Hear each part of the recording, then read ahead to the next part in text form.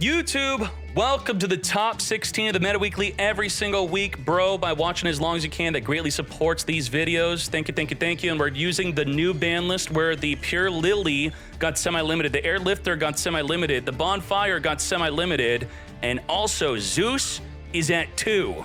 How's that going to impact today's tournament? Probably not much whatsoever, but it will be fun to see nonetheless. Hajime. There can only be one winner, and you're looking at it. Let's go. We're going to be starting off with a pretty memory within the main phase, which unfortunately plays into a Veiler, also into a Drone Lockbird.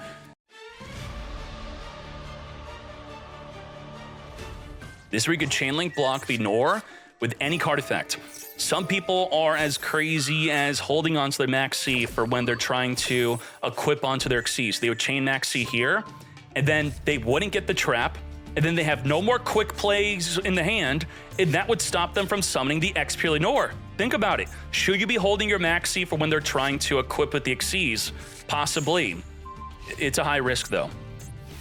Alrighty, let's get to it. We're going to be drawing at least 2 cards with the Sleepy Memory. Heartbeat could have stopped them from drawing 1 by forcing the Purrely Leap early. We're going to be triggering the Rhino Heart alt in the draw phase, chain the Max C. Can't use Effect Veiler within the draw phase. So very smart that we're making all these plays within the draw phase, because guess when the best time to use your Veiler on? Is the Kick Cal. But if we summon Kick Kalos in the draw phase, the best opportunity to Veiler is no longer there. We cannot Veiler in the draw phase. But we're not even forcing it. We're going to randomly mill with the Tirlmi Kashtira instead of sending a Havnis. Okay. We're going to draw 1, draw 2, as I said, with the Purrely Leap. We could have tried to spin it back to at least make them draw 1 less card here. And we'll see if the other drawn card's going to have an impact. Are they drawing into a hand trap? Another Veiler. They should not have that other Veiler had we spun back the trap instead. Black Rose Dragon is here. We only have 4 materials on the Purrely Nor, but there is 1 of 2 effect Veilers able to negate the Black Rose Dragon. The Purrely Nor is affected by card effects. It only has 4 materials. It's got 2 spins. So we have 2 spin and our second Veiler, so triple disruption. We're going to Revolution Synchron into an SP Little Knight. How do we stop this? If the Little Knight, okay, yeah, well, Little Knight's going to target the Purrely Nor. We chain Veiler, it chain spins itself, plus the Purrely. I guess we would chain the Purrely Nor again. We're going to lose the Purrely Nor. This completely deals with it. This is why we're not going to even waste using our Veiler. No Veiler needed. And we're going to chain the Purrely Nor again. That was a great outplay. That is... If they have a Little Knight, think about tricking them. Trick them to do not Veiler the first effect. Trick them so you could Veiler the second effect, and it freaking worked. Now, a Runic player tried to do this against me online. I would summon Little Knight. They had the curses to negate it, but it would be a bad idea to chain curses, right? I'll dodge the negate. Instead, they chained the Flash Fire to pop my Little Knight, but I knew that they had curses, so I just let it die. Otherwise, if I were to chain the Little Knight to dodge the Flash Fire, they'd chain the curses, negating all of my effects. So you do have to think about that, and we did not. Damn. That second Veiler that actually came into play. They should not have had that other Veiler had we spun the trap instead of the My Friend Purrely. Very well done. Now, we already used up our Tearlament Rhino Heart. We're going to send from the deck our Havnis. Havnis come forth. And the Purrely Nor, just like Abyss Steel, is going to deal with the Havnis Engrave, not banishing it, but spinning it back in the deck, stopping the Fusion Summon. We still have Sharon, but we're under Max C. Discard Rhino, mill 3 cards off the top of our deck. We have Fairy Tale Snow, which is going to be able to, with the Sharon, make a Time Thief Redoer. And with the Time Thief Redoer, we're going to detach the Sharon by card effect. There's a lot we're doing under Max C, by the way. I mean, how are we going to win this? This is too much plays under Max C. Do we even use the effect? We don't even bother. Do we make a Zeus instead? Is that the play? No, we're just going to wait with the Redoer during the opponent's turn. Hopefully equipping a trap card off the top of the deck. No, did not grab a trap card, but we drew a card off because we grabbed this spell. Within the standby phase, we're going to be detaching the Sharon by card effect, not by cost. Triggering her effect is too much. Is too much. It's way too much. Triple Tactics Talent would not have been activatable because everything was in the standby phase, but still, we know that Purrely is going to clap them up. Let's hop into game number 2. Maxi's pretty good. Maxi's good.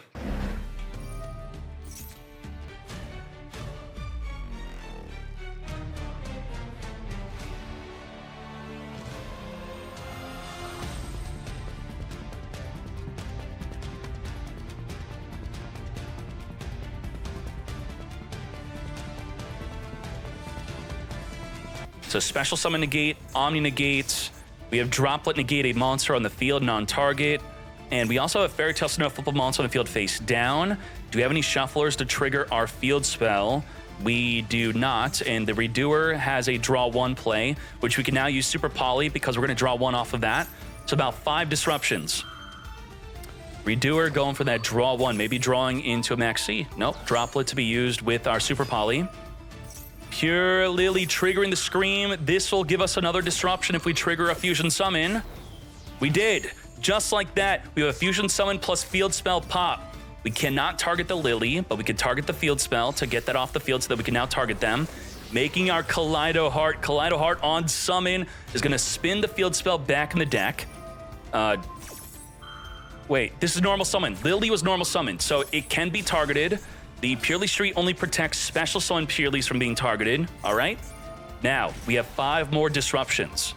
We're not going to negate this with our Baron de Flor, negate and destroy. Setting up another Purrely Street. We're going to negate the Purrely Street so that we can target the opponent. What do we want to target them with? Well, Fairy Tale Snow wants to target, so ensuring our Fairy Tale Snow will still be making plays. We have the Purrely, Forbidden Droplet, not only negating the ability to add off the top of the deck, but also being able to Exceed into a monster using the hand. Fully negated. Rucalis could also negate that effect of the Lily or the Purrely attempting to Exceed summon. Let's hop into game 3. My friend Purrely is here. Come to me. Reveal 3. Randomly grab 1 of the 3 to our hand. We have double Sleepy. We have no hand traps to deal with this whatsoever. Could Super Poly potentially fuse with the E Purrely Nor before it turns into an X Purrely Nor? Now, to play around Super Poly, we're just going to have to ensure we don't have another Dark monster on the field, and we should be good. So just do not end with another Dark, and we're fine. But getting another Dark monster on the field is a good way to play around Heralds of the Abyss, which no one's really playing. What you would do is you would use the Triple Tactics thrusting the Abyss in your hand after they activate the effect to draw a card during your standby phase, and then send them to the grave. We're going to Purrely off the top 3 of our deck, grab a Purrely Leap among the 3, ending our turn. We're not going to be able to Super Poly, and this is a draw 6 play. So I want you to understand that Konami is okay with the deck drawing 6 cards. The Lily got semi-limited. The Sleepies are fully intact. And if you were to look at the Lily deck type here at tier 2, that's why it got hit, the Sleepy is at 1 in OCG. So in OCG, it could only draw 2. In TCG, it could only draw 4. But in Master Duel, it could draw 6. What the hell? Let's go. Let's go. Let's go. Draw 1. Draw 2. Draw 3. Purrely Leap into the X Purrely Nor, which is completely unaffected from activate effects and could spin twice. Draw 4. Draw 5. Draw 6. There we go. Let's toss the Maxi into the mix. We have the Ash Blossom also. And let's say you have a Kaiju here, right? You Kaiju the unaffected from activated effects, also untargetable X Purrely Nor. That will trigger the field spell and my friend Purrely to summon a monster, add a card, add from the grave, add from the grave, add from the grave. That's so you lose. It's like a +4 if you lose your X Purrely Nor. Tear Lament, Rhino Heart, sent from the deck, Hovness. Hovness will trigger to Fusion Summon. X Purrely Nor is going to spin that Hovness in the grave back. Now the X Purrely Nor could get Super Poly'd, but the same thing I said with the Kaiju. If you get rid of the X Purrely Nor, the back row cards will trigger. That's why we dealt with the My Friend Purrely, so they're no longer going to add 3 cards in the grave back to the hand. They will still special summon a Purrely from the deck or grave. We're also under max freaking C. Spin back the Sharon, and what can we really freaking do? Oh my gosh, we even drew into a Nibiru. This is absolutely criminal. If they do not open up max C, they're definitely going to draw into it. Where Max C does not exist in the TCG, they can only draw 4. But in Master Duel, if you don't open up Max C, you have 6 draws into definitely getting that Max freaking C. Nuts.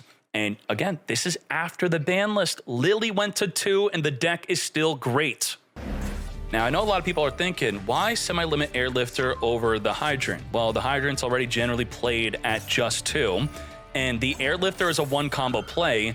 The Hydrant is not. 1 Hydrant is not full combo. We're going to finger that Drone Lockbird, which will be stopping us from adding cards for the rest of the turn. I don't think so. And now our Triple Tactics talent is live.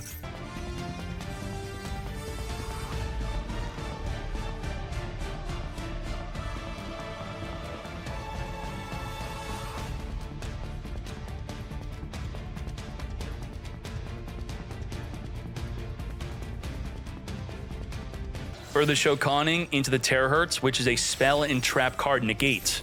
And it will also be an effect that negates a card in the field. So let's talk about this.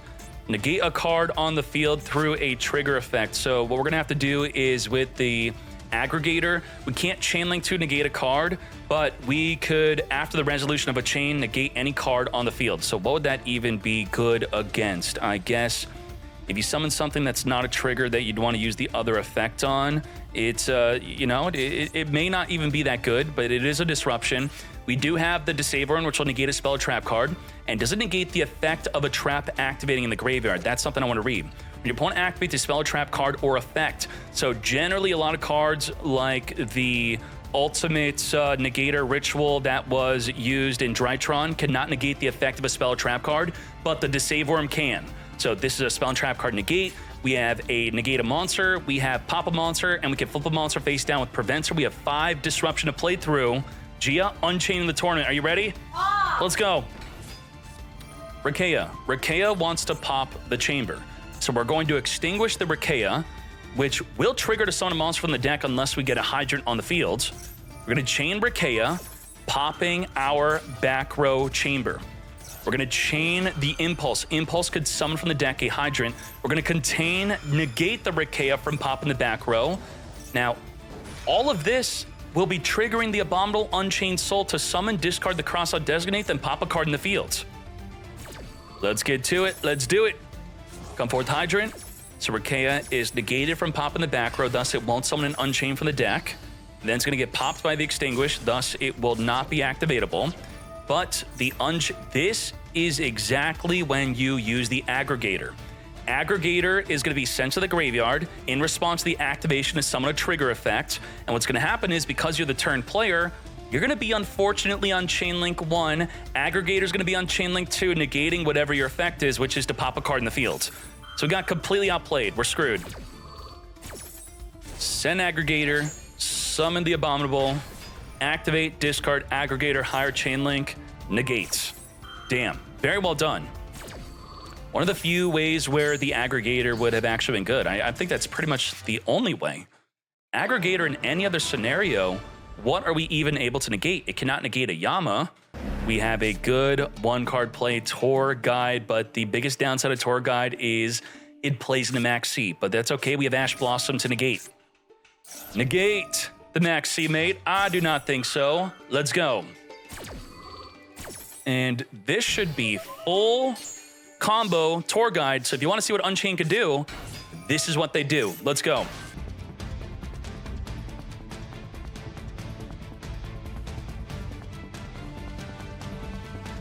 As we now make a high King Caesar to negate any special summon. Preventer and Turbulence, they activate the special summon, which is negatable, but the Diablo Star does not activate the special summon, thus the high King Caesar will not be good. Now with the Rage is really good against Diablo Star. He's going to eat up the Diablo Star, making an SP Little Knight and banishing whatever card they set from the deck through the effect of Diablo Star. We also have pop a card in the field with the Escape. So we have Abominable to pop a card with Escape, link off into a Little Knight, which is another disruption, into also the Banish effect, into the Caesar negate. That's about 7 freaking disruptions through this hand, this field. Subversion, oh my gosh, you just lost 2 disruptions, pushed into the back row just like that. The Shivaro setting up a trap from the deck, we still have 5. Okay, so we could still pop it, then reborn it. So we actually still have our disruptions here. So we have pop, link, SP, we're still good. Even though it's negated, we're fine. Not a problem. The chamber will reborn it. Impulse is we're gonna use Escape to pop the Impulse, then Chamber to reborn. So we're now down to 4 disruptions here. We're fine. The Rage will trigger to add a card in the graveyard back to the hand. The Yama is also reborning a monster from the grave, which may be what we're reborning instead of using the Chamber on it, possibly. Add back Shivara as we reborn from the grave our Rage. There we go, and we have the Rage into Little Knight Banish, into another Banish, into the Abominable Unchained Pop. We had about 7 disruptions, even through Imperm and the Subversion. They were not able to play through it. We're going to Reinforce, which is a bait. Do not negate that Reinforce the army. We have Airlifter searching our deck for the emergency. We're going to have the field spell to additionally normal summon our Hydrant if we want to. We're going to chain the Max C to that emergency, summoning from the deck our Turbulence, and that's fine. You draw one, I set up triple disruption. That's why Rescue Ace is a top tier deck. Oh, evenly match. Now, the out to evenly match is making a terahertz. Making terahertz under Max C is draw 10 plus cards, I'm thinking. So we do not make the terahertz. We do not negate the evenly match. And as I was saying, thrusting an evenly match in your hand, that is incredible. You have the Hydrant searching for the Fire Engine. We're going to use the Alert, grab from the deck a Fire Attacker, and let's go. With the Fire Attacker and the Fire Engine in our hand, if we summon a Rescue Ace in the field, they're both going to trigger. Now, they both can't trigger at the same time in the same chain because self-summons from the hand have to be on separate chains, but you're going to be potentially having 2 bodies on the field extra. We're going to Max C within that draw phase. Call by the Grave, finger that Max C. I do not think so. I get to Max C you, you do not get to Max C me. Now again, we have triple disruption set up. We have pop, negate, and flip face down mate. We are entering the battle phase just like that. At the end of the battle phase, banishing everything but the Extinguish. Extinguish is not activatable. You have to control a Rescue Ace monster in order to pop a card in the field. Now, the Impulse will help us get that Rescue Ace on the field by, if you activate a monster effect in the field and you don't chain link block it, we have to be the direct chain link to a monster on the field activating to summon from the deck, which will trigger the Fire Attacker or the Fire Engine to also summon. So we still have some plays. Let's link this up into the Yama. Chainlink block the Yama with the Shabara. Thus, the Impulse can't be summoned, can't activate. So very good. Think about the chainlink blocks. Block it up, block it up. And what else are we further doing? We're going to add an Aruha. Aruha activates in the hand, so the Impulse is not activatable. Trap activating the Graves, summon from the deck. This is where we Impulse. Yup. Impulse chain to the Sarama activating on field. We had 5,000 damage. The question is, could we have inflicted, it's main phase 2. Battle phase number 2, could we have inflicted 8,000 damage without playing into an Impulse? Should we have, Shayama Reborn, activate Shayama, they chain the Impulse, but then we pop the Extinguish on resolution before it's even activatable, before activating the Sarama playing into the Impulse? Now, if this Extinguish is a big play, we did have the out for it. Because we could have popped Aruha to summon Shayama, then summon a Rakea, then pop Rakea, pop the back row would not be activatable, and then we could activate the Sarama afterward. After making a Rage, probably. Make Rage, pop Rage with the Sarama. Fire Attacker being triggered off of the Hydrant being summoned. Come forth. And now we have the Unchained Soul of Disaster, which could link off of the opponent's monster. We have the Fire Attacker because you added a card to the... Oh, not yet. If you add a card to your hand, it's going to trigger to draw 2. Airlifter being re-summoned off of the Fire Engine effect. We're going to link off with the Fire Engine, making an Unchained Soul of Rage, which could link off of the opponent's special summon monster only during the next turn. The opponent's turn, that is. The Shayama is going to pop Sarama to Reborn. Now, the Yama cannot trigger for the rest of the turn because the Extinguish popping it while there was a Hydra in the field. Sarama's going to trigger, summon from the deck Rakea, normal summon, draw and Lockbird to make an Anguish. Anguish, just like Disaster, is going to link off with an opponent's monster, linking off of the Fire Attacker, making an Unchained Abomination. Unchained Abomination is going to be able to pop cards on the field. We're going to pop our Rakea, trigger the Abomination, pop another card in the field, taking out the Airlifter. We cannot target the Hydrant, but now during the end phase, we could target that Hydrant. So we did not just evenly match banish everything on their field except one card, but we also have completely screwed up their hand. They summoned their entire hand onto the field. We wiped it out. They just have Emergency, which is no good unless you have another Rescue Ace or a good banished Rescue Ace. Now, these are good cards that are banished, but they're banished face down. You cannot interact with a face down banished card with Preventer. Thus, we have to top deck a Rescue Ace to even make a play. We did not. So this is nothing. And Caesar is still going to negate it. Double negate on Caesar, pop a card with the Escape of the Unchained. Ain't no freaking way. Abomination. You can get it as a mate, and oh my Jesus, let's go. Are you ready? Wait, it's Exosister or Labyrinth? What is this? I don't know what it is. Is it both? Are we just teching in Butler? Begin. Now, Mannadium is one of the best turn 1 decks in the game. They're putting up incredible fields just like Infernoble is, but they're kept in check by Max freaking C.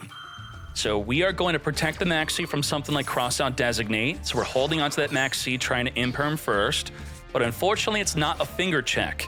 And what we don't have is protection from the Ash. Ash will ultimately be stopping that Max C. The Mannadium Imaginings, before they draw into a Call by the Grave or an Ash Blossom to stop the Max C, that's when you want to Max C. Anytime your opponent's about to draw a card, that is when you want to chain the Max C if you're waiting for them to special summon. Negate, and just like that, nothing to keep Mannadium in check besides bricking. Let's see what we can do. Best turn 1 deck, just bricked. Yep, that's what happened. Well, you know, we got Imperm, to be fair. Sakitama is here. I'm thinking this is definitely an Exosister deck. Tributing Sakitama? Oh wait, Sakitama goes back to the hand when sent to the grave? What the heck? If this card's tributed, target a spirit in the grave, add to the hand. I had no idea it even had that effect. We have an Arius beatdown deck right now. Now, the Returnia is only activatable if all monsters you control are Exosister, so this does absolutely nothing. We do have Daruma to flip the entire field face down, though. What the heck was that? Okay, Rhymeheart is here searching for the Meek. When do we Daruma? We have to Daruma right before they're able to set up a negate, or do it early. Flipping down the Vsauce, flipping down the Mannadium, the Rhymeheart that is, Mannadium, and with the Sakitama add back to the hand. Now, we cannot activate the Martha. Martha states you have to control no monsters or only Xyz monsters in order to activate her effect. So we are going to just be normal summoning the Martha alongside the Sakitama. Now, the great thing about not activating the Martha is you're not locked out of summoning something like a Zeus. You could summon non-Exosister monsters now. The Mikalis is going to be banishing the Samsara off the field, battling, wiping out the Rhymeheart. Do we make a Zeus, or do we hold on to the Returnia? Okay, we have the Returnia and Vadis. Vadis could summon 2 bodies from the deck here. We're going to set up the Peaceful Planet Calarium, grabbing a Vsauce Starfrost from the deck. We're going to Vsauce Starfrost, pop the Meek, summon from the hand, come forth Starfrost, trigger the ball, pop 1 ball to summon 2 from onto the field, 1 from the deck, 1 from the grave. We're going to activate the Vadis, which will summon 2 Exosisters from the deck, and if they witness you manipulating the graveyard, they're going to trigger to Xyz summon. That's exactly what's happening. Sophia and Irene will summon into a quick effect Banish and a monster negate. Yes, yes, yes. Let's go. Castapel is not a disruption, but it turns into a floodgate. If this card is Xyz summoned, you could activate the effect so neither player could special summon from the graveyard for the rest of the turn. Okay, so floodgate the graveyard, no reborning from the grave, and then Mikalis will be quick effect banish a card on the field or in the grave. Let's get to it. Let's do it.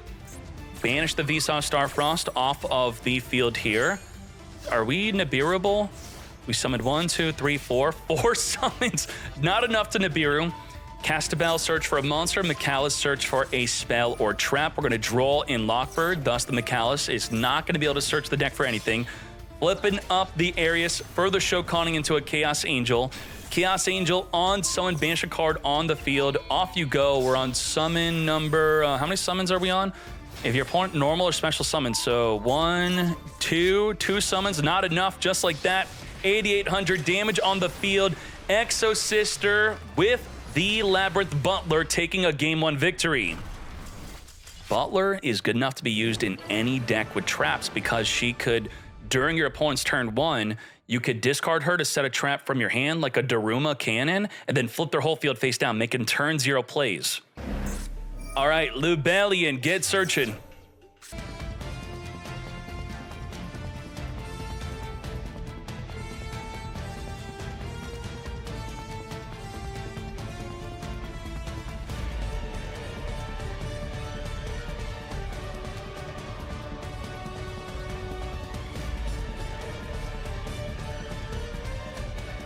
As we further Shokan this up into an Excel start a synchro, like we know, like that this is it. We have an Omni Negate in the back row. We have Disruption into a Baron to Floor. Probably going to turn this also possibly into an Apollo USA with multiple disruptions. Mannadium has one of the best turn 1s in the game. Let's go, let's go. Ash on Martha is a good play, which I'm shocked that we did not negate. Wow, okay. We're gonna make a Mikalis after the Martha summon for the deck. We also used up our normal summon here. Did we, Sophia, draw a card? We did draw into an infinite impermanence. Now, we're gonna have to play around an evenly match, banishing everything in the field but one card. Otherwise, we would have through the Returnia Magnifica, that's a quadra banish. We also have the impermanence to negate. Also with the trap trick, we can grab a Daruma to flip the whole field face down. We have about 6 disruptions on the field, but the evenly match is gonna screw all of that up. Straight to the battle phase. At the end of the battle phase, evenly match is gonna banish everything but one. We're gonna chain the Magnifica. Why? Oh, we're leaving trap trick. Okay, sure. We're chaining the Magnifica to return a card back. I was thinking maybe leave Magnifica up. You still have double banish, but maybe the trap trick is safer by setting up the Daruma Cannon to flip the whole field face down, possibly. Let's see if that's the correct play. We're gonna grab a ball with the Rhymeheart, special summon the Meek, and then we're gonna be setting up a Vadis instead of a Daruma. Interesting. Trisukta Reborn to the grave, which will trigger the monsters we summon from the deck. Vadis will summon 2 Exosister, and the Ash negates. Oh my god, you can't Ash a Daruma. Do we even play 2 Daruma? Maybe we don't. Now it is main phase 2, but we're essentially setting up a turn 1 field. Let's speed this up. Damn. Do we play more than 1 Daruma? That would be much safer. I guess to be fair, you could think that they don't have Ash Blossom because they did not Ash your Martha, but then there is a chance that they could be drawing into the Ash Blossom, which wasn't the case. We are going to be summoning a red card. It's also the mentality with something like Impermanence. A lot of people believe it's not worth it to play around in Impermanence because if they don't use it on your turn 1, they're much less likely to have it in their hand because they likely didn't hold on to it. Then you're only going to be having to think about them top decking a card like Imperm. So playing around a top decked Ash is likely what the mentality was on grabbing a Vadis instead of a Daruma. Holy moly, we're cooking. We are super cooking. Dissipator, Reborn, a banished Vsauce. Elf is going to be making our monster we're pointing to completely untargetable. For the oh my gosh, Ice Jade is going to be able to protect our cards from being destroyed or banished. You chain in response to a card effect, and then face-up cards cannot be destroyed or banished by your opponent's card effects this turn. And then if it was in response to your opponent's card or effect activation, your opponent has cards of that name on their field or in graveyard, you banish those cards. So it's a disruption plus protection. Dissipator is going to be a negate. The Elf will be protection. We have the Reframing, which will negate anything. We have the Chaos Angel, which both effects are live. Our Light Monster synchros, or I should say any of our synchros are completely unaffected from effects, from monsters that is. Let's go. Sakitama additionally summoning our Stella, making a Mikalis. Mikalis is here, searching our deck. We're going to Dissipator, negate but not destroy. We're going to Mikalis chain banish the Reframing. Now we're going to chain the Ice Jade to protect our Reframing from being banished. We're also going to finger the engraved Mikalis so you also don't get to search. No search, no banish, and you're also going to lose your Mikalis on the field because we're directly chaining to it. Negate, banish, you're gone, nothing. What's left but a Butler, that's all we have. And Butler, regain trigger, returning a banished card back in the deck to now draw 1. Damn, just like that, Mannadium completely clapping up Exosister. Yeah, you know, maybe it really all came down to on grabbing the Daruma from the deck instead of the Vadis.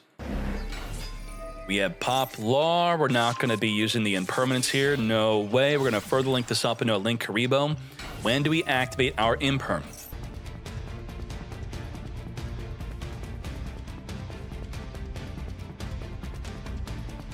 The Kirin is only activatable in the main phase. So if we choose to just never use Imperm within the main phase, then we don't have to worry about the Kirin. We could just draw phase the Imperm. Or we're waiting for a really good Nibiru, chain Imperm onto the Apollo, which the Kirin cannot pop the Apollo. Interesting. We're going to pop Kirin, searching for the Garunic, so that does give some validation to move 24, playing around the Kirin. Trigger Garunics, trigger the Kirin, Reborn from the grave, and the Garunics will pop from the deck. The Arbata, right? No, yes, Arvata's here. Arvata being popped, reborn the Kirin. And now we're going to imperm onto the Apollo USA. Now we're thinking, what are you doing? We're about to Nibiru your field before you decide to make a Promethean Princess. We don't want this in the graveyard, which will turn into Disruption, being able to pop a monster on its special summon. Let's go. And now we're going to Nibiru. Now, we do have the opportunity to not even summon Nibiru. We contribute the field, but not summon it plus a token if we chain the Torby to discard the Nibiru before it summons. That's exactly what we're doing, but you now are going to get fingered on the Nibiru. So no token, no Nibiru, but it plays into a Call by the Grave, which is semi-limited. This play is a lot cooler in the TCG where the finger is only at 1. Oh my gosh, is Earl going to know to finger Nibiru? Yeah, yes, he is. Yeah. What? You didn't finger Nibiru. You fingered the Torby instead. Are you crazy? Oh no. Well, we would rather you tribute our whole field than set up a trap? Huh? Really? Okay. Maybe we just didn't think about it. We didn't think of that. You could finger Nibiru off of that. Maybe that's the case, right? Wanted Seeker during the end phase, searching our deck. There's no way we prioritize Torby over Nibiru. Original Sinful, return the Flameburge back in the deck, searching for our Oak. Oak is here. We have some good plays. We're going to Wanted Seeker, draw an additional card, returning back the banished Original Sinful, drawing to our max C. Oak, activate, reborn the Ash. Ash on summon, search our deck for the Poplar. Poplar trigger, summon from the hand. We, of course, already used up our normal summon with the Oak. Now, at the big welcome and regular welcome, we should have some decent plays here potentially. Little Chimera wants to get popped by the field spell. We're going to set up the Poplar. Oak's going to send itself plus the Poplar to summon for the deck a Flameburge Dragon. We're not going to pop the Doolittle. We're going into Promethean Princess. With Promethean Summon, that sends the Flameburge to trigger its effect to reborn 2 level 1 fires. We're going to Promethean Princess, reborn from the grave our Flameburge. As we further Shokan this up into an Ambler Whale. Mood 24 is just chilling. Okay. Do what you want to do, my friend. You're not forcing me to activate my back row. What? Okay. We are going to activate our back row. Sure. Now, kind of like a Gores, you want to probably attack with the smaller monsters first. So now that the bigger one's already attacked, you're not going to be able to take out a Lovely or Lady with your Diablo Star. We're going to chain our Max C to the Welcome Labyrinth, and we're not going to chain Big Welcome because we want to have a body on the field first.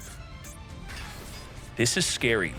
If they don't summon Lovely, then what they could do is, with the Big Welcome and the Lady, they could set up a situation where they summon the Ariana or the Clock, setting any trap we want from the deck, and that newly set trap could be a Daruma, which we could activate Daruma to flip the whole field face down, plus send the Ambler Whale to the grave. Is that what we're doing? We're now in main phase 2. Flameburge cannot target the Lady. Now the end phase is here. What do we do with the Lady? We could still summon Lovely, return back Lady, pop a card in the field. But are we thinking that small? Are we going to think big or small? Chain link block with the Link Karibo. Very well done, Earl GB, stopping them from setting up a Daruma. So we're much more likely to go into a Lovely here now. Chain link block. Do not let them set a trap from the deck. Summon the Lovely, return back the Lady, trigger the Lovely, pop a card from the hand or the field. We are taking out the Flameburge. Thus, they do not have a way to summon the Masquerena from the back row, and the Flameburge already activated to reborn from the grave, so that was a very good pop. Let's go.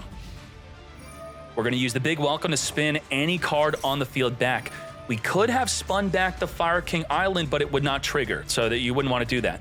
Only if this card's sent to the grave or banished would it activate to wipe out the field, but then the Lovely also would not trigger. By dealing with the monster, the Lovely will trigger to pop a card on the field or in the hand. And the Ambler Whale is Disruption. Ambler Whale would have been able to pop a card in the field, which we have now turned off. We're going to set up an Imperm from the graveyard through the effect of the Lovely. We're going to use Ariana to grab the Labyrinth field spell, which now our welcome back row traps will be able to non-target pop a card in the field, which will be a good way to potentially take out that Fire King Island. Also, Lovely could pop the Fire King Island. Come forth, Lady. Let's go. What can Earl do against this field? What are our plans? Once a Lovely is established and it's continually setting a trap from the graveyard and continually popping cards on the field or in the hand, that generally means you lose. So how do we deal with Lovely? Fire King Island, popping the Kieran to grab an Volcanics. Kieran triggered to reborn the Arbata. We now have a monster negates, and we also non-target pop the Lovely, which could be reborn through the effect of the Big Welcome. All right, so we haven't dealt with Lovely yet. Lovely is still in play through the Big Welcome. Volcanics is essentially a second Fire King Island. The Garunix is triggering to reborn from the grave off of a monster being destroyed. Come forth, the Doolittle Chimera through the effect of the Arbata being destroyed. Welcome Labyrinth is a non-target pop through the field spell. And had we had Lovely on the field, you can't chain Ash Blossom to a normal trap activation. So not only are we stopping them from summoning from the deck and popping a card in the field, we also stop the Lady from chaining to the trap to set a new trap from the deck. We still have Max Seed to chain link block the Big Welcome. Further linking this up, getting our Amble Whale that was returned back in the extra deck back onto the field. To battle we go. Threatening lethal damage over the Ariana. We're going to chain Max Seed to chain link block the Lady. You will not set a trap from the deck. We're going to reborn the Lovely. Yes, Lovely reborned. Return back Ariana. We're going to pop the Amble Whale. Grabbing a Gamma, that will trigger the Amble Whale to reborn the Chimera. We're also going to be triggering Promethean Princess to pop your Lovely. The Lovely is going to be triggering because a card was popped through a trap effect, which the field spell gave the trap that effect to pop. We're taking out the Fire King Sanctuary, which would have protected the Fire King Island from being destroyed. We have Imperm, and now we could finally, you are out of chain link blocks. We could chain Lady to the Imperm to set a trap from the deck.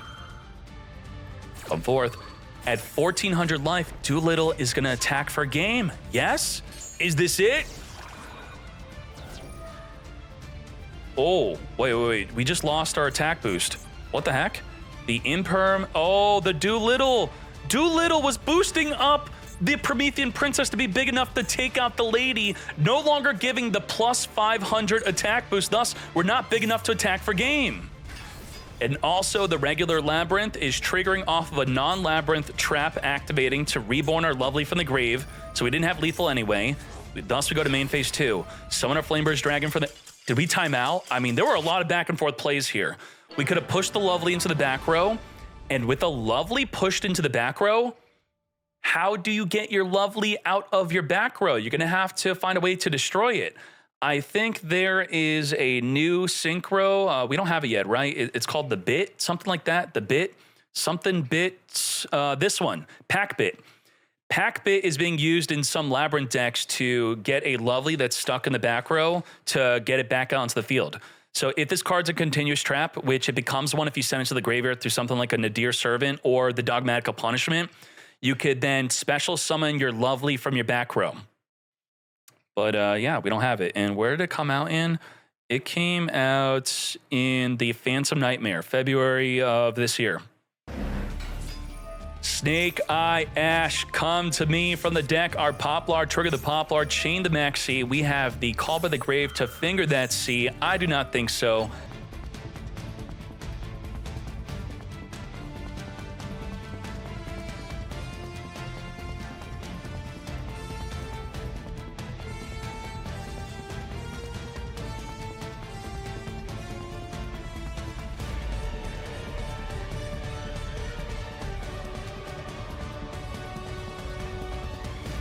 We are going to Flame Burst, setting up the Masquerena into our back row. Let's go. So what do we do here? The Flame Burst could reborn the Masquerena to then link off during the opponent's turn into, let's say, a Little Knight would be the play. Little Knight could be summoned here to then banish a back row card as they try to set it up. Now, the Masquerena can't be used in the end phase, so that is something. Making sure to set up our back row within the end phase before the Little Knight could banish it, setting up that Big Welcome Labyrinth. Big Welcome with no monster in the field is no good, though. We're not going to be able to trigger a Lovely to pop a card in the fields. Nightmare Unicorn forcing out that early use of the Big Welcome Labyrinth, discard the driver, spin it back. We're going to Shavara, chain, pop the Big Welcome, but we're going to chain Big Welcome before that happens. Now, if you want to cheat, you could Big Welcome, chain Shavara, so the Shavara will actually be on the field, and then you could return back Shavara to then trigger the Lovely. But Shavara cannot pop a face-up trap, so don't do that. And otherwise, we're going to summon, then return, then summon Shavara, which is not good. It's not that we made a bad play, we made our only play, which happens to be a bad play.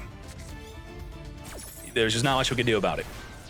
Come forth, Shivara, and the Promethean Princess gets triggered, wiping out that Shivara. The Lady is still a hand trap that we're going to summon within the battle phase at 2,900 defense.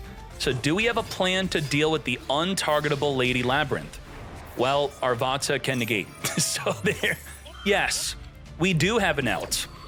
And the Promethean Princess does not target the Arvata, so maybe it's not readily in our mind that the Promethean was reborning the Arvata. We should have expected it.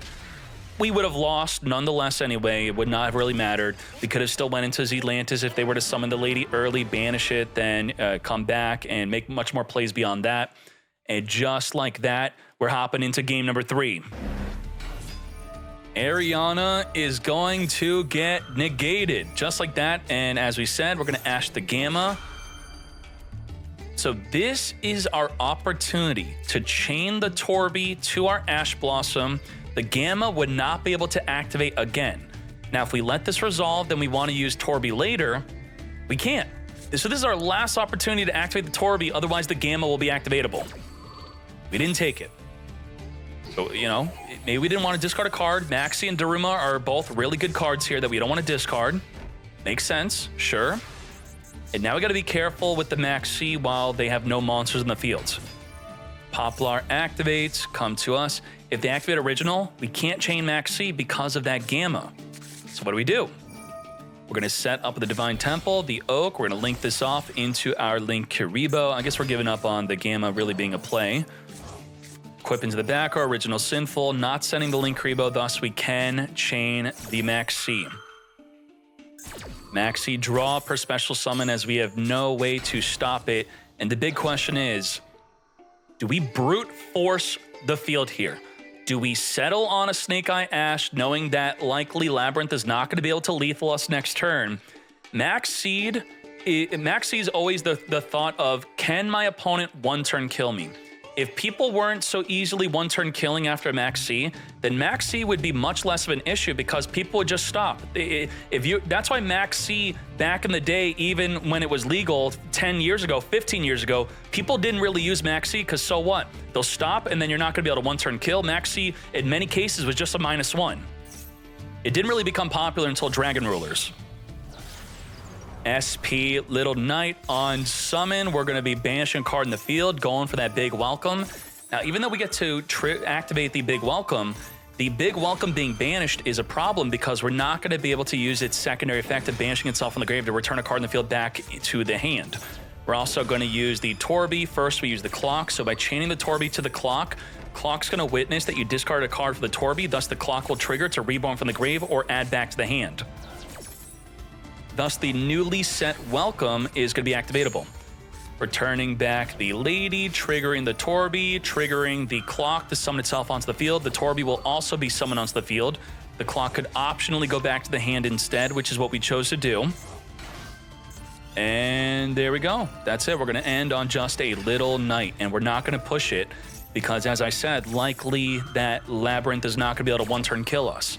Now, they are definitely capable of still one-turn killing, which still may be the case. We're going to summon a Lovely from the deck here through the Welcome Labyrinth, which is newly set thanks to the Clock. This is 7,500 damage. We're just not going to activate anything. We're going in. Now, if we have a big Welcome in the grave, we can attack with Lovely, return back Lovely, resummon Lovely, then attack for game. Is there a big Welcome in the grave? There's one banished. Let's see. There isn't. There isn't. Otherwise, we had game. We are going to 2,900. We didn't have that game-winning play. We put the Clock in the graveyard. Okay, sure. What? Why is Clock in the grave? Huh? Pop the Poplar, summon the Kirin. We are going to trigger the Poplar, equip itself into the back row. Ponix will be triggered off of a fire monster being destroyed, summoning itself onto the field here. Now we have flip the whole field face down. We have negate a monster. We have summon from the deck, but we don't have a way to trigger the Lovely. And the Clock is now not going to be usable on a newly set Lady Labyrinth trap, which was a bit sus. I'm not sure. Why did we Clock? What happened there? The Link Kiribo summoning itself onto the field. Come forth. And the Kirin has been triggered to be reborning to non-target, wiping out that Daruma cannon. By the time you choose to take out the Daruma cannon, they can't panic flip it up. It's gone as soon as you choose to destroy it. Now we have the Garunix triggering to pop from the deck on Arvata. Arvata reborn from the grave. Kirin is here, but is negated. Not that it had any effect anyway. We're going to make a Hida. Hida could steal an Ash Blossom from the graveyard, which there is one. Come to me, Ash. As we further Shokan into a Promethean Princess. When are we using Imperm? Imperm on Garunix could have maybe been good. We're now going to be making our plays. Now is the time. Lady to the welcome, set a trap from the deck. Daruma, which is not activatable. Welcome for the deck, Ariana. Ariana could trigger to grab a clock if we play more than one. We're going to grab the Chandelier. Torby could discard Chandelier, which could trigger the clock to add back to the hand to then discard to then activate the Daruma cannon. There we go. We got the play. What do we do against this? This will now activate to wipe out the entire field of monsters. Everything's got to go. Now, the lady's going to be protected from the destruction, but we have to chain Torby before it gets wiped out. Activate. Wipe the field. Torby discard Chandelier, triggering the clock, as we were saying. We're also Imperm negating. Okay. So we're not allowing them to wipe out our field. Now, the scary part about imperming the Hayang is, what if they have a Kirin in the hand, if they have not already activated yet, to pop the Hayang to dodge the impermanence, thus the whole field would have been wiped out. Setting up a big welcome. Newly set big welcome, newly set Daruma, both of them are not activatable. Now by adding back the clock, then discarding the clock, one of these back row cards, not both of them, one of them are activatable. Do we flip the whole field face down plus sending the Promethean to the grave? What do we do? That's exactly what we do. Flip it all face down, send Promethean to the grave, and that completely ends our turn. We have a crazy back and forth duel here. It's anyone's game. Flipping everything back up. Lovely's going to recycle an impermanence from the graveyard. We're going to big welcome, chain the lady to the big welcome, set a new trap from the deck. As we summon from the deck, return back to the hand to trigger the Lovely to pop a card in the field. If we pop the Flamberge, it triggers. If we pop the Hayang, it will trigger. We are going to trigger the Torby off of a monster leaving the field. Chandelier will also trigger, returning back to the hand. Ariana will trigger, being able to draw a card and then summon from the hand if we want to. I don't think we have room to do so. We're not going to. Now with the Torby and the Lady, that is a Chaos Angel. We could banish the Fire King Island, which would then wipe up the field, but that's not a good idea because it would trigger the Hayang and the Flamberge. The trigger effect of the Lovely popping up the back row. We are going into Chaos Angel, as I was saying. Chaos Angel on summon, banishing the face-down Flamberge. Now, Snake Eye Fire King generally plays just one Flamberge and no way to get it back if it's banished. We had the Muckraker. Muckraker, reborn from the graveyard, our Chaos Angel, which will trigger the effect again. It's not on Synchro Summon, it's on Special Summon. We're going to Nibiru the field, and we have no way to stop that Nibiru. Tribute everything except our face down card, which will now be banished. Goodbye to the Hayang. And nothing triggers off of that. We're going to normal summon the Ariana. We're going to be setting up the Labyrinth field spell through the effect of the Chandelier, triggering the effect of the clock to add back from the hand or special summon. Discard the clock. Now any newly set traps are activatable this turn. We're going to be activating the newly set Welcome Labyrinth to pop the Nibiru to come forth and summon our Butler. And just like that, we actually have game. Holy moly, what a crazy back and forth turn 5 duel, ending in the win for Labyrinth. Crazy. And, you know, you think that Labyrinth has a massive advantage against Fire King because popping the Fire King cards in the hand randomly, even popping them on the field, they're all going to be triggering like crazy. Yet Labyrinth was still able to persevere through the power of Daruma, flipping the entire field face down. Poplar on summon, searching for the original Sinful. Let's speed this up, and we'll see when we're going to be ashing and maxing. Poplar equip itself into the back row. Original Sinful, send the Poplar. We're going to ash, not chain maxi. So this is a finger check and a cross-out designate. Thus, your maxi would be protected from the finger and the cross-out designate. I talk about this a lot, protecting your maxi with Ash Blossom or protecting it with something like a Veiler. We have a Harpy Feather Duster and no play whatsoever. I mean, we do have a play.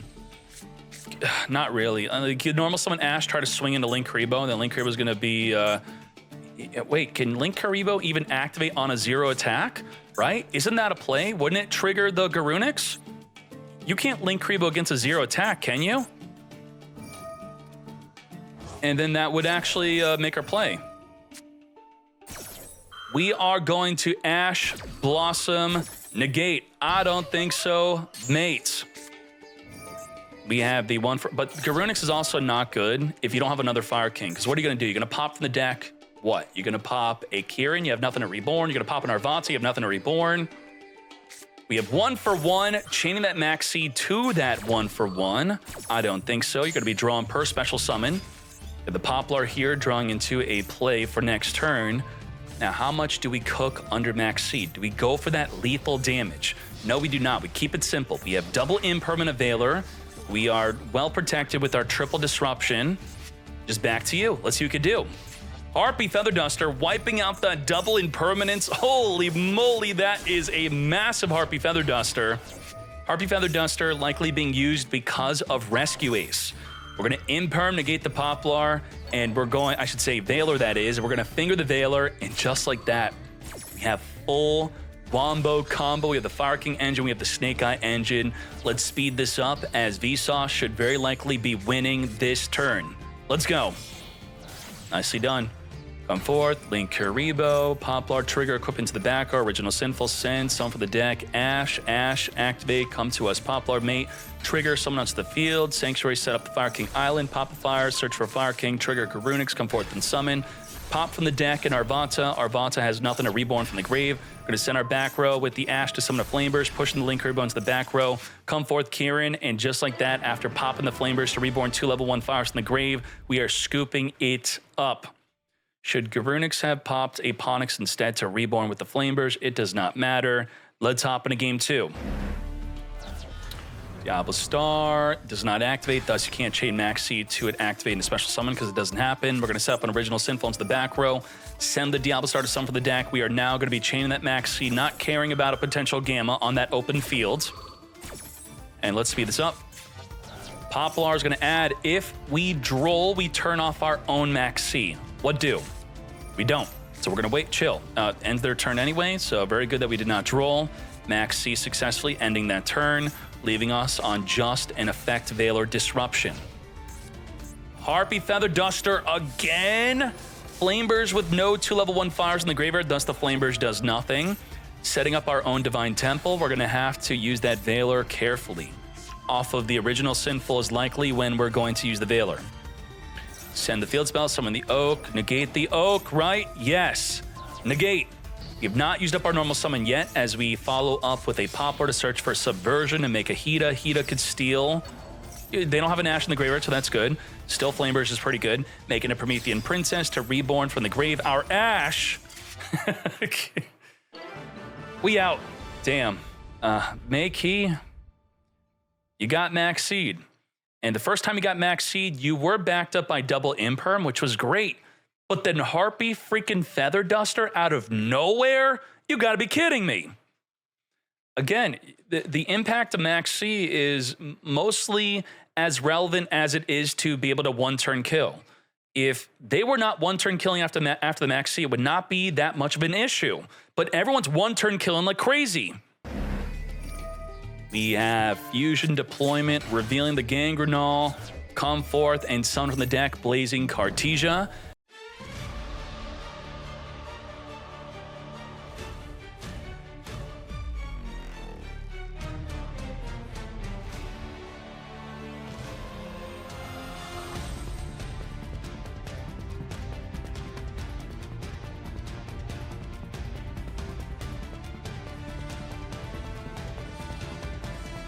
What the heck do we have?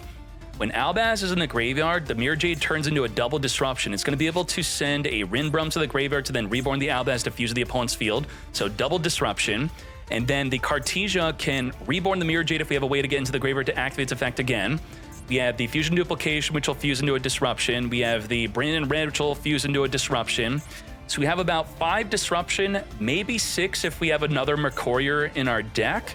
I could check real quick on the analytics on that because I do want to see, is it likely if you're playing against this deck, should you expect it? So we're going to type in Mercurier, and the likeliness is 24%. So they're more likely to play 1 than 2, so they will probably not have that extra disruption. Let's go. Card destruction. Oh my Jesus. We're going to use Fusion Duplication, also with our branded in red, targeting the Albaz with the branded in red, banishing the branded Fusion. Oh my gosh. So you can't do anything to this because we made sure to put the branded in red on chain link 1. Thus, our Fusion Summon is going to be non-respondable. You can't respond to the Fusion Summon because of branded loss. So within the window of not being able to respond to the Fusion Summon, we're going to activate our Sanctifier. So normally you would be able to, with a Call by the Grave, finger the puppet, but it's in response to the Fusion Summon. So you can't finger the puppet, you can't Bestial the puppet. You're in a window of not being able to respond as they're responding to their own Fusion Summon that you cannot respond to. Thus, no counterplay whatsoever. You can't even super poly your way out of this. Not that that would even be good because the Albion, for some reason, they made it so it cannot be used for a fusion material. Konami thought of that. It's like Konami went out of their way to ensure that you can't stop this. And just like that, in response to the Fusion Summon, we're going to use the Albion chaining to the branded Lost to a non-respondable puppet lock. You now cannot special summon for the rest of the turn unless you have a gimmick puppet. So you're locked. Gimmick puppet special summons only. So not until Gimmick Puppet becomes a good deck itself where this play would not be good. And we also have a Dragos Stepelia. Let's go. What do we do? We could Grapha pop cards on the field maybe, I guess. Card destruction, discard both players' hands. We have a Grapha. If we can get that Grapha into the grave, that will be something. The gold is triggering to, okay. What do we do? What do we do with the golds? We can't special summon. Okay, the Archives is here. We have the Gates of the Dark World. We're going to discard the Grapha to pop a card in the field. Grapha's not a hard once return, so we can pop multiple times. Take out the Mirror Jade. We also have the Archives, which will be able to discard the other Grapha, draw 2. So pop 2. Let's go. Yup. Pop again, taking out the Dragos Stepelia. You can't summon. Cannot summon. Just like that. What the actual hail, mate. And the problem is, they could just do it again. If they don't lethal you, what are they doing? They're getting the Gimmick Puppet in the grave again, to then reborn back onto your field again, but they're very likely just going to win this turn. Moo Dragon is here, making its attribute across the entire field completely untargetable. Everything's a light, so the Moo Dragon would declare light, then light cannot be targeted. 11,000 damage on the field just like that, taking this into a game 2.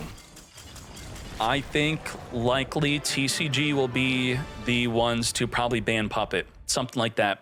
Something's going to happen to the Puppet.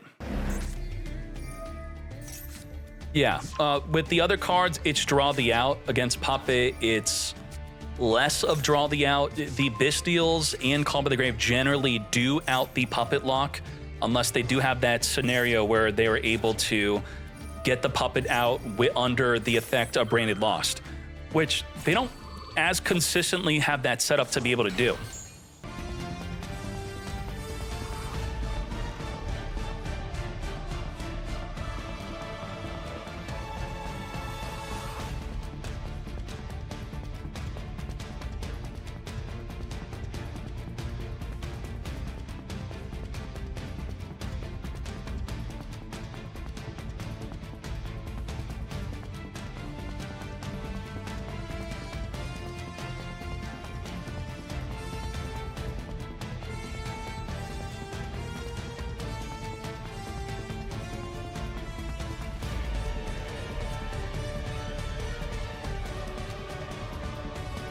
So the Griffin states if you're not linked, your special summon monster cannot activate.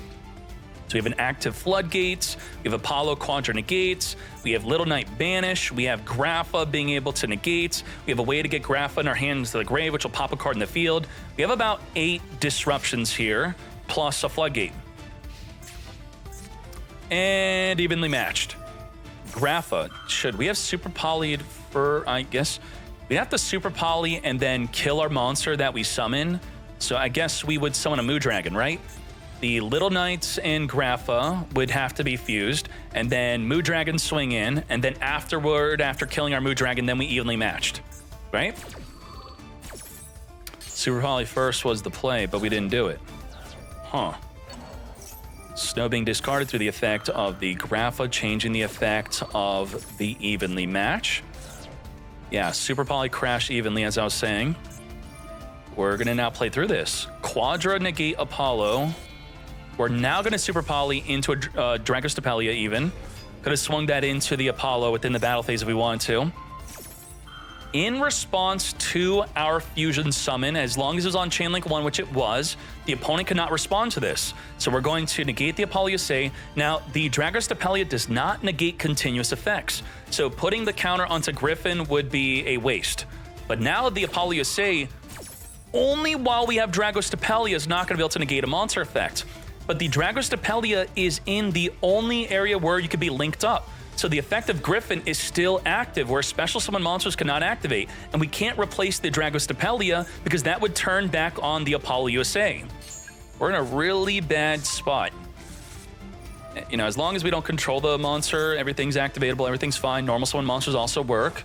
We're going to grab back a branded fusion. Sure. Alubur is here. We could replace Dragostapelia and activate monster effects within the window of not being respondable. Super Poly. Let's go. Super Poly again. Where did that Super Poly come from? Oh, we randomly drew it with Albion. Okay. We didn't plan for this. It just randomly was drawn. Why not? Now we're no longer under the lock of Griffin. Now our special summon monster is going to activate. That was a nice random draw there, mate. Send from the this is a 60-card deck also. So randomly drawn Super Poly, sure. We have Albion banishing the graveyard to come forth and fusion Shokan into a Gangrenal. Are we setting up the puppet lock again? Possibly. Let's see what the Gangrenal sends. So right now we have no puppet in the grave. And from the deck, that's the puppet. The puppet is here. The puppet is top tier. We have Grapha to discard the Grapha from the hand, which will pop a card in the field, taking out the Dragostapelia, which will turn on the Apollo USA to be able to negate monster effects again. But here's a problem. Grapha should stop us from having the branded loss, giving us protection from being able to respond to the Albion being able to give us a puppet. But the Grapha would be too good, apparently, if it could negate the branded in red. It says that it can only negate a normal spell/trap, not a quick play. So we're screwed. If they chain link one that branded in red, then the Apollo USA cannot negate the monster, the Albion. And the Apollo can only negate if she could reduce her attack. You're now at 0, so you're not negating anything thanks to the Despian. Despian Critus counters Apollo USA just like that. We're going to Cartesia Special Summon because we control an Albaz in the graveyard. We're going to banish from the Graveyard the Tragedy to set up a branded in white. It's a normal spell, so we can activate it. The Grapha Fusion already activated this turn. We're going to come forth and summon a Mirror Jade. Mirror Jade, in response to its own summon, could activate within the window of the branded loss to be protected, but there's nothing activatable anyway to be protected from. The Cartesia is going to trigger to Reborn. Now the Grapha is triggering because it left the field to special summon a Grapha, and then each player with a hand discards a card. If we want to, right? It's optional. So there's nothing that we would even really be able to trigger off of this anyway. We're going to be Retribution, returning back in the deck through the effect of the kit, adding it back to then return it. We have the Albaz being added through the effect of the Titan Clad. And now this is where we whip out the Brandon Red, then give them the puppet. The Apollo USA is now back up to 3,200, but is now going to be attempting to negate a fusion effect. Because you tried to negate the activation, the Branded and Lost stops you from being able to negate. You can only negate the effect, you can't negate the activation. So the Albion goes through, and that will also trigger the Lost. Come forth. This is all during our turn. I mean, our turn, your turn, what's going on here? Branded in red. So what's important to note about this is, as long as a fusion effect is on Chain Link 1, and there's a Branded Lost, you're not going to be able to respond to the fusion summon, thus you're going to get puppet locked. So we're going to add the Albaz fusion to an Albion, and as long as we respond to the fusion summon of the Albion effect, the opponent cannot respond to it. Apollo can't negate the effect of Albion. It's a non-target negate, which it would be able to negate. The Branded Loss would not protect it from being negated, but we can't respond because Branded Loss is protecting it through another way by not allowing us to respond to it. And with the Boarload Furious, we can now our field is too full to even be able to activate the Albion in response to our own fusion summon. But the Apollo's at 0 attack anyway through the Coritis again, so we're going to make room through the Furious in response to our own fusion summon, where again you cannot respond to it. You pop in, and now in the resolution before the Triple Tactics talent is activatable, we can respond to this, but there's nothing to use in response to it. And now we got a puppet, and now we can't special summon for the rest of the turn. What a great strategy. What a cool deck. Yes? Awesome. That's it. Gimmick Puppet immediately applies its effect of you can only special summon Gimmick Puppets for the rest of the turn. You could Tribute Summon over it. You still can't special. You can get rid of it. You can chain Droplet to it. It does not matter. It's going to be applying its effect for the entire turn. Coritis keep on reducing the Apollo. I can't freaking believe this. I've never seen Coritis lock down Apollo like this. It's a great sight to see. Very nice. We are going to Branded Fusion, come forth, Lubellion. Let's speed this up. I mean, we all know what's happening from here.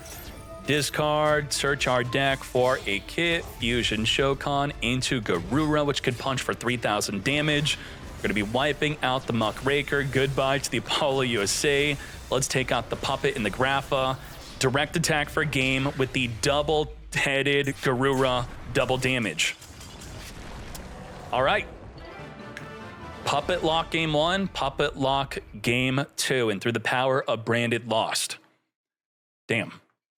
Let's keep on going. Maybe we're inspired by the degeneracy of TCG using the Puppet Lock prevalently within the Yu-Gi-Oh! Nationals that's been going on, and now we're bringing it back in Master Duel.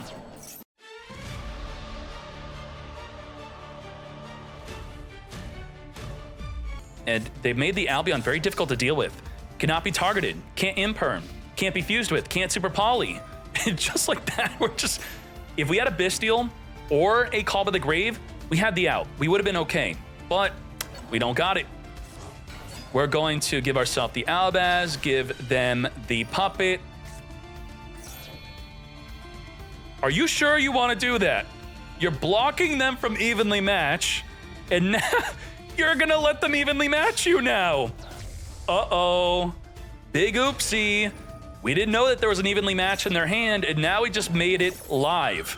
Live evenly match, banishing everything in the field but one. Boy, are we going to be regretting that. I'm curious for game 2 and 3 if we make this same play again, but make sure to play around evenly match. All right. Standby phase, main phase, enter the battle phase, end of the battle phase. An otherwise dead evenly match, which would have not been activatable if we didn't use the Albaz to fuse the Puppet, is now banishing everything but one card. We're going to banish one of our own cards, leaving up the Albion. Now, the threat of the Puppet is still active. It's still there. We can normal summon, we can't special summon, but they're going to be able to, with the Albion, resummon the Puppet onto our field to lock us out. The evenly match is only temporarily biding us a little bit of time. Because if they just Puppet Lock again, then they're going to set up a way to lethal us and then we lose. The Fusion deployment is a bluff, making us fearful of something like maybe an Impermanence possibly. But the Albion again is untargetable. Yeah. Even with the evenly match, the match was not even. Puppet, getting rid of Puppet, letting them evenly match, and we still had a strong victory with nothing they could do. Even with a Branded Fusion in the hand, it's dead. We're not going to be able to use it on that turn. We can't use it on the next turn. The Puppet continually looping. What the hell? Ooh, grass. But 55 cards in our deck, 55 in our own. That's not going to be too good. Now, grass going second could be good as they rip a lot of cards out of their own deck, a ton of searches and sends, and then the go second grass would be, beneficial enough to maybe mill 5 to 10 cards. We're going to Albion send from the deck an Albaz. We do have Ash and Ghost Ogre. Ghost Ogre is quite interesting. Alubur, search our deck. You do not use the Ash Blossom on that. Do not let it eat your Ash. Now, the Branded Fusion, we definitely use Ash Blossom on that. Now, while it sucks that our Branded Fusion was negated, we do now know it's less likely that our Max C will be negated as the Ash was used on it. Cartesia being chained to it, the Ghost Ogre. The Ogre does not negate, but by destroying the Cartesia, we now have no valid fusion play. Thus, we're ending on a set grass-looking green. What the hell is that? Cartesia sending from the deck a Branded Retribution. We do have an Albaz in the graveyard, so if we were to move a card from the extra deck, that will trigger the Cartesia to reborn the Albaz to fuse with our field, and we also have to do so under Max C if we don't draw an out to it. We didn't draw an out to the Max C. So Max C and Cartesia are in play. We're gonna grab Magna Hunt with the Lubellion, opening, chain the Max C, and this is where we are upset. We're gonna have to beeline to the Branded Fusion and make a minimal special summon play. Just go straight for the Albion's gonna be the way. Tragedy, triggering to grab a Quem. Quem is here. Come forth Alubur. Alubur into the Branded Fusion. So when you trigger the Quem with the Albion can only activate its effect during the opponent's turn of targeting the monster in either player's graveyard. So even if you go for the Albion right now, the Quem's gonna reborn the Albaz, which will not be able to fuse with your Albion because the Albion cannot be fused with. So anti-Albion, anti-Albaz that is. So this will be quite interesting. Going straight into the Albion, triggering the Quem. What do? We fuse with the Alubur instead, right? Reborn Albaz. But we have the Bystial, which is even better. Bystial, banish the Albaz, stopping the fusion summon of our Alubur to go into a Lubellion, into a Mirror Jade, to then non-target banish our Albion. It all worked out perfectly. As the Regained also triggers to return the banished Albaz back into the deck. So now a Lubellion play that would be using the banished Albaz is no longer in play. We have a nice 3k damage to the chin, and we do not have a puppet in the graveyard. No puppet play in sight.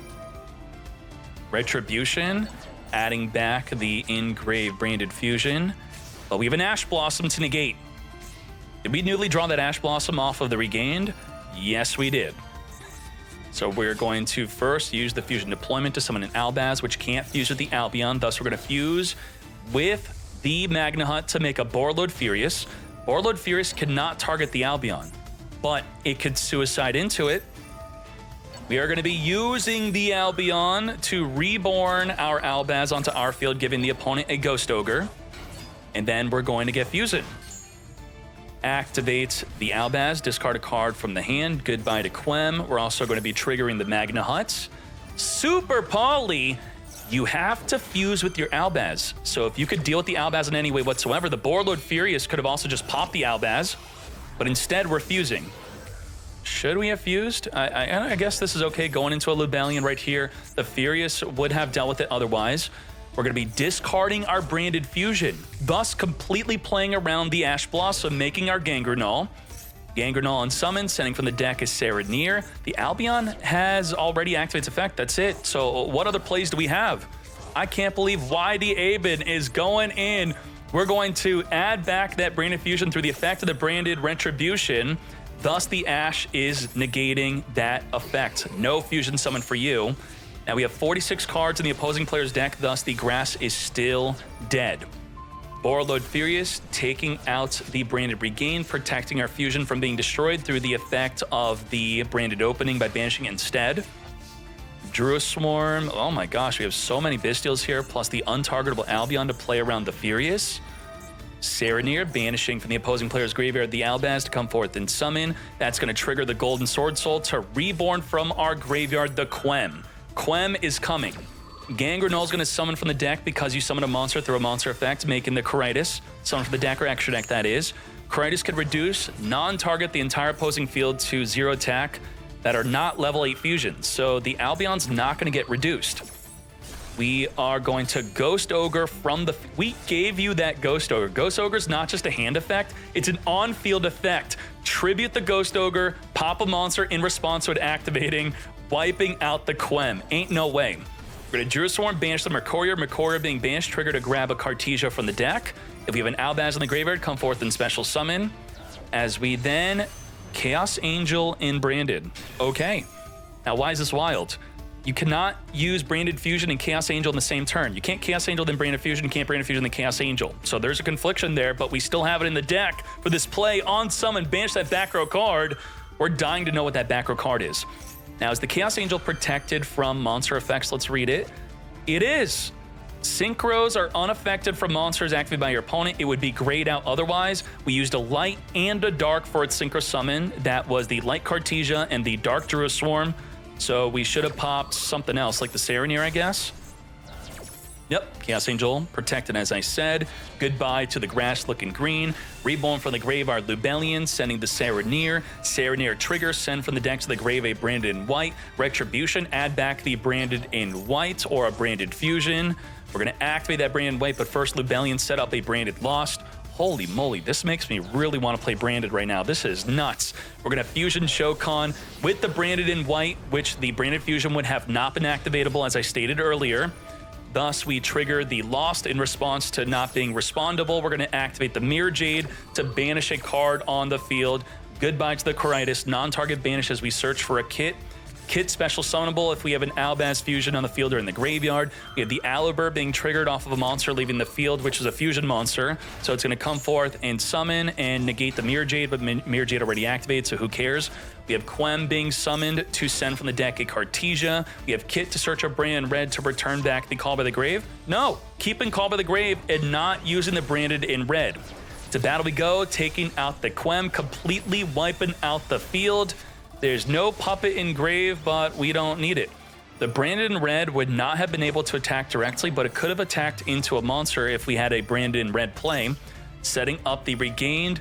I mean, game one went to Stigmata through the puppet lock, and now we have Etude of the branded, which could synchro during the opponent's turn. What? This is a branded synchro deck. It's not just Chaos Angel, it's Baron de Flor and Dissipator also in the extra deck. What the? This is an interesting version of the deck. Branded regained, returning a Banished Light or Dark back into the deck to draw a card. What could you even draw into? Albion's gonna be sending from the deck to the grave to draw a card into the Branded and High Spirits. We're gonna use the Branded Sword to add back the Fallen Albaz, which we could summon and fuse with the opponent's field if we want to. Branded and High Spirits, reveal the Albaz, send the Albion, draw another Albaz, but we don't have a card to discard, thus we're gonna set it. Now, the Lenatus could be summoned if we have it, right? We don't have Lenatus. Does the other player have Lenatus? Lenatus? No one's got Lenatus. What the heck is a Lenatus? Well, the Lenatus is going to, how do I spell it? Lenatus? This one. Fallen Albaz plus one or more dragon monsters. It's a contact fusion. You could set your Albaz, then fuse with all dragons on the field. Well, Mirror Jade Dragon is not a dragon, it's a worm. The Albion Dragon can't be used for a fusion material. The Bestial Lubellion is a dragon, but that's it. That's all we could have really done it with. Sure. Albion Sanctifier, Reborning Chaos Angel, which triggers the effect to on-summon, not synchro summon, to banish a card in the field. Ain't no freaking way. Albion looping the Chaos Angel. I am loving it. Let's freaking go. Branded synchro for game. You get a pass for puppet locking for game one, from me at least. I'm not sure from the chat or the viewers, but game two is a lot spicier as you're using and abusing your Chaos Angel, and seeing the E2 of the branded was also very much exciting for me. You definitely made me want to copy your D. I need it. I'm taking it. It's mine. Airlift off into an emergency. Summon from the deck. Chain the Max C. We have no way to stop that Max C. But this is not a problem for Rescue Ace. Rescue Ace performs well under Max C, giving the opponent a single draw, and in response to them drawing one, we set up 3 disruptions. That's quite insane. So we're gonna have a way to pop, we're gonna have a way to negate, and we're gonna have a way to flip a monster face down. Triple disrupt plus Nibiru. We're at 4 disruption after a single draw from Max C. We're going to King Sark. Speaking of Max C, King Sark does not play well against Max C. Now, luckily for him, we don't have a Max C to respond to it. We're going to be reborning the I'm Seti after sending a bunch of horse cards from the deck to the grave after discarding. At the start of the damage step, the King Sark will trigger to send the Turbulence to the grave. Thus, we're going to use Extinguish to get poppin'. But if you pop the Happy, then the I'm Seti is going to start popping off. If any of the horse cards witness you messing with another card in the field, making it leave by a card effect, they're going to trigger. And the I'm Steady will activate to send a card in the field non-targeting to the grave. So we're going to have to extinguish the Happy and then contain the I'm Steady. Pop it, trigger the I'm Steady, non-target send. Ooh. Are we not containing? We're going to activate Maxi in response to emergency. We could still add contain on top of this. We're going to rescue Airlifter from the graveyard. We're not containing the I'm Steady. I'm Steady could send it if they want to, which will trigger the Turbulence to then pop the I'm Steady, so maybe they're okay with that. What are we sending with the I'm Steady? We're going to summon a Preventer, discard the Fire Engine. We sent the Contain, which will trigger the Turbulence. Now, the Airlifter will be chain-link blocked by Turbulence as the Turbulence is targeting the I'm Steady to destroy it. Now, the King Sark protects you from being destroyed as long as it's non-target destruction. So a Kieran can't non-target pop the Horse, but targeted destruction through the Extinguish and the Turbulence, those are great ways to play around it. Now, that was quite a large grass-looking green. In the duel log here, we could nicely see all the cards that were sent to the grave. Card destruction, when I see card destruction, I think anti-Max C. Take the Max C challenge, hit him with the card destruction, then you win. So what are we triggering here? We have Havness and Scream. Scream's gonna be searching for a trap. Havness is gonna be fusion summoning. Let's get to it. Sulik is still limited to 1, by the way. Is that an outdated restriction? What do you think? We have Kick Cow on summon, searching for another Scream. Preventor's gonna flip down the Kick Cow before it could send itself to the grave to then mill 5. We're gonna activate Scream, summon a Rhino, chain link block it with the Scream. If they were to, the Airlifter could chain to a monster effect to summon a monster from the hand, so that did get blocked. We're going to send from the deck a Sharon, and we're going to chain the Rainbow Bridge to search for a Crystal Beast plus any field spell. Come to us an Aqua Turtle plus the Pressure Planet Kashtira field spell. We're going to fusion Shokan with the Turtle and the Sharon and the Rhino Heart to come forth and summon Kaleido Heart. Kaleido Heart on summon will target a card in the field and spin it back in the deck you go. We're going to tier cash, banish a tier card from the graveyard to come forth and summon, mill 3 cards in addition to that.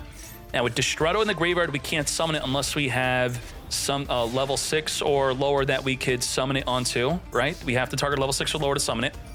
Harpy Feather Duster, wiping out the back row Sulik. Sulik is going to permanently negate the Turbulence in response by sending the Kick Cow. Kick Cow will now activate to mill 5. And if we mill a tier limit fusion, that's going to make a Root Cow, which will be able to negate a special summon effect. We are triggering a bunch of effects here. We have the Kaleido Heart also triggering because an Aqua Monster was sent to the graveyard. We're going to spin the Turbulence back in the deck, even though it's negated. We don't want them to make something like a Promethean, then reborn it. I don't think they have another Turbulence in the graveyard. They do not, so spinning it back did make sense. Get that mill 5, randomly milling the Rhino Heart, which will discard a tier to summon itself to then send a Havness to then fuse with that Kick Cow to have the special summon negate. If you activate a special summon, we will negate. We cannot negate the summon of Diabolostar. It does not activate. Emergency, setting an Extinguish. Now, the Extinguish could be used if we have a Hydrant on the field, but we don't. So if we can get access to Hydrant, we're good. Discard for Diabolostar, which could grab us Original Sinful, which could get us access to the Hydrant, which could be negated by the Root Cow, so that does not work out. We're going to make a Hida. Hida can be negated and destroyed by Root Cow, which will then activate to search our deck for a monster we could summon, like the Hydrant. Not going to take the bait. We're going to negate that, though, mate. Root Cow negates. And we could send the Kaleido if we want to. By sending Kaleido, it's going to trigger to reborn and send a tier card from the deck to the grave, which could trigger another fusion play. We could make a Dragostapelia with the Root Cow since it already activated to negate, so we could spin it back, and then, yep, that's exactly what we're doing. Dragostapelia. We have another negate ready. To battle we go. We're going to Suicide to then search our deck for the Hydrant to normal summon. Now, the Hydrant has a continuous effect that allows you to activate the card from the back row. So if we activate the Dragostapelia early, it doesn't matter. The Extinguish will still be activatable to extinguish a monster on the field. We're going to activate the Hydrant, we're going to chain negate, and we could extinguish you, mate. Now, you don't negate the Hydrant search unless the Dragostapelia is still on the field on the resolution of the effect. So by chaining Extinguish, this does stop the negate. No negate. Very well done. Wipe out Dragostapelia, search our deck. We already used up our normal summon, so we're going to search for a Preventer, which could banish from the graveyard. Alert could search our deck for Turbulence because we control the Hydrant. I can't believe we're making great plays after what Tearlament has done to us. Wow. Preventer, banish the Airlifter, come forth and summon. We do not have the field spell, though, and a lot of our good cards are in the graveyard. So the Turbulence setting up from the deck, Turbulence can't search and set the field spell. That's a problem. We have the Little Knight on summon, banishing the Kaleido Heart off of the field here, but the Airlifter grabbing that field spell, that's where it comes into play. That was huge. Preventer grabbing Airlifter to grab field spell to return 4 cards back in the deck to then reset them back up with the Turbulence. I don't see how Tearlament could win this now. I was full Tier. Tier's gonna win this. Now Tier's definitely gonna lose this. Is there any way to come back from this? They could flip face down, they could pop, they could negate, and they have Nibiru. Looks like in addition to the 4 disruptions, we're also gonna access code Talker, wipe up the fields. Okay, the Rhino already triggered. The Tier Cash will trigger to mill 2 if you pop it, so we should be careful about that. We're gonna rescue our Preventer and just end our turn. 4 disruptions. Flip, pop, negate, and Nibiru. Fairy Tale Snow on someone flipping down the Preventer. We're going to extinguish the Snow, which it could still activate from the graveyard if we don't have a Hydrant on the field on the resolution of the Extinguish. So by summoning a Hydrant to ensure it's there on resolution, the Fairy Tale Snow now cannot be summoned for the rest of the turn. It's not activatable. 38 cards on the grave. Imagine how many times you go to Fairy Tale Snow, get it back in the grave, Fairy Tale Snow, get back in the grave, but Extinguish completely turning its effect off for the entire turn. And we had Tier Cash. So if we kept the Snow on the field, we could have Destructoed, reborned it, Destructo and Tier Cash could have made a Baron to floor, and the continually recyclable Fairy Tale Snow could have kept on flipping and banishing and further Exceasing and linking and synchroing. Oh my cheeses. King Sark, discard from the deck. You do not want to Ash Blossom, but Ash Blossom negating the Rainbow Bridge, I could definitely understand it. That does make sense. Now, unfortunately, they could also discard the Trivikarma. Trivikarma could essentially do what the Rainbow Bridge was doing, searching for the Tearlament field spell. We're going to discard the Trivikarma to do exactly that. Banish, search our deck, come to me, Tier Field. With the Tier Field, we could search our deck for any Tier monster. Continually sending our horse cards in the deck to the grave, now reborning our horse cards to now go into a zombie vampire, milling 4 cards off of both players' decks here. We're going to Chain Impulse to summon a monster from the deck in response to a monster effect in the field. And among the 8 cards milled, we're going to be special summoning a monster. Among those 8 cards, we're stealing a Nibiru. Give me your Nibiru. Trigger the Scream after being milled, searching our deck for a Meta Noise. You add a card from anywhere to your hand, which will trigger the Fire Attacker to draw 2 discard, giving us a Nibiru. Now we're on summon 1, 2, 3, 4, 5. We are in the Nibiru zone right now. Little Knight on summon, banishing the original Sinful from the opposing graveyard, which we sent there through the zombie vampire. Nibiru. Rhino Heart sent for the deck of Havnis. Havnis triggered a Fusion Shokan into Kid Cow. Kid Cow on summon, gonna search our deck. We're also gonna chain the field spell to pop the Fire Attacker off of the field here. As we send or search, we're gonna send a Tier Cash, mill 2. Then we are going to get Nibiru'd. Now, in response to Nibiru, we could have allowed the Kid Cow to be sent to the grave through the effect of Nibiru, which would then trigger the effect of mill 5 to potentially mill a 1 of 2 Sharons in our deck. 44 cards, mill 5, the chance to mill 1 of 2 Sharons, or mill 1 of 3 Tearlament Rhino Hearts. So it's like mill 5, and then among the 5 cards which would have been good to mill to trigger another fusion. But we're dodging that anyway. Little Knight protecting itself, plus the Kit Cow. We're gonna King Sark, discard the Shuffler back into the graveyard, so we can now trigger the field spell by shuffling a card back in the deck. So we do have disruption through that. So we could shuffle, pop. What else could we do? We could flip face down and fuse. We could also negate. So we have about 4 disruptions off of our current field and grave. And what do we have that's good to shuffle back? Okay, we don't have to do anything yet.